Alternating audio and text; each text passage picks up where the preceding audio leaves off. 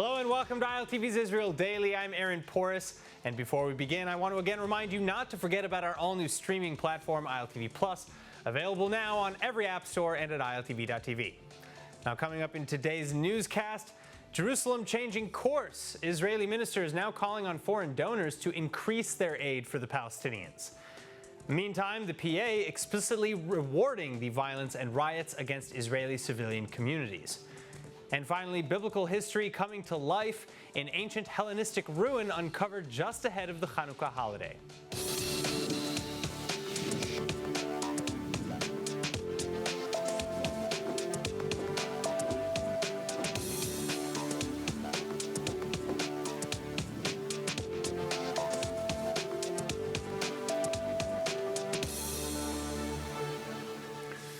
All right, now our first topic tonight.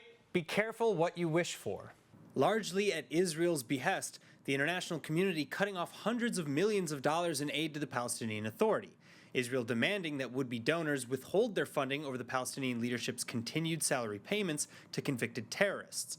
And Israel likewise withholding PA tax revenues equal in amount to these salaries. But now, as Ramallah is facing an acute financial crisis that could, quote, threaten both the PA and the region as a whole, Israeli ministers are calling on donor countries to reverse course. According to the United Nations, the PA's budget deficit soon set to reach upwards of $1.36 billion. This as foreign aid cut from over $480 million in 2019 to less than $35 million in the same period of 2021. Meantime, with bills overdue, Israel's national electricity company initiating controlled blackouts across the West Bank. The UN Special Coordinator for the Middle East peace process explaining further that, quote, it's increasingly difficult for the PA to cover minimum expenditures, let alone make critical investments in their economy and the Palestinian people, end quote. Therefore, Israeli Regional Cooperation Minister from the Meretz party, Isawi Frej, shifting policy and meeting with both PA and foreign world leaders, asking for foreign contributions to resume. The move's not entirely altruistic, however, Frej arguing that Israel and the PA are a single economic unit, so, quote, no one's doing a favor for the other. This serves both sides, and a strong PA will benefit Israel, end quote. Also, to that end, Frej reportedly set to offer a number of financial incentives to the PA. For one, he's pressuring the PA to take advantage of the benefits offered through the Abraham Accords. But reports are also suggesting that both the Paris protocols as well as VAT and customs collection systems could be overhauled for the benefit of the PA's dwindling coffers. Now, while Israel looking to help the PA refill its coffers and avoid economic collapse, arguments for sustaining financial pressures mounting again. For one, the PA insisting that it will never end its pay-for-slay policy. And now, the Palestinian Authority explicitly rewarding the residents of the village of Beitah for their often violent and destructive anti-Israel activities. Here to discuss, editor with Honest Reporting, Akiva van Koningsveld. Thank you so much for being with us, Akiva. Now, tell us a little bit about... Tell us a little bit about this award ceremony. So on Wednesday, the PA-controlled Yasser Arafat Foundation awarded its annual achievement award to the West Bank village of Beitah.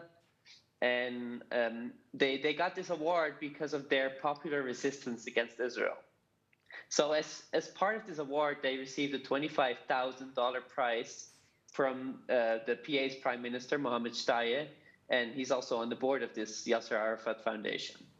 So these so-called resistance units from Beitah that have also been receiving support from the PA, they have terrorized Jewish communities in the West Bank already for over 150 days. According to our data, between May and August this year, they burned over 100,000 tires, while the PA blames Israel for climate change. And they hereby seriously damage the environment, and they create a health threat to both Arab and Jewish residents of the West Bank. And during those same protests, they also burned swastikas combined with stars of David's, and they vowed to literally burn Israelis alive. And they also set a flame of a stereotypical Orthodox Jew. They burned an effigy. Well, who else was a contender for this Arafat Prize? So other nominees included social organizations, NGOs, youth organizations, but apparently this PA-controlled award ceremony thought it was a good idea to reward terrorism over these praiseworthy initiatives. You know, maybe we can speak a little bit more about, Beita's quote-unquote good deeds, the damages done to the environment, to individuals, to property, because I understand that they've also adopted, and you touched on this for a moment, they've adopted certain tactics from Hamas activists along the Gaza border. Yeah, these tactics were first used in the Gaza Strip by Hamas. These so-called confusion units, they burn tires, they use laser pointers to annoy Jewish residents of the West Bank. They use all sorts of tactics to drive out Jews from these communities.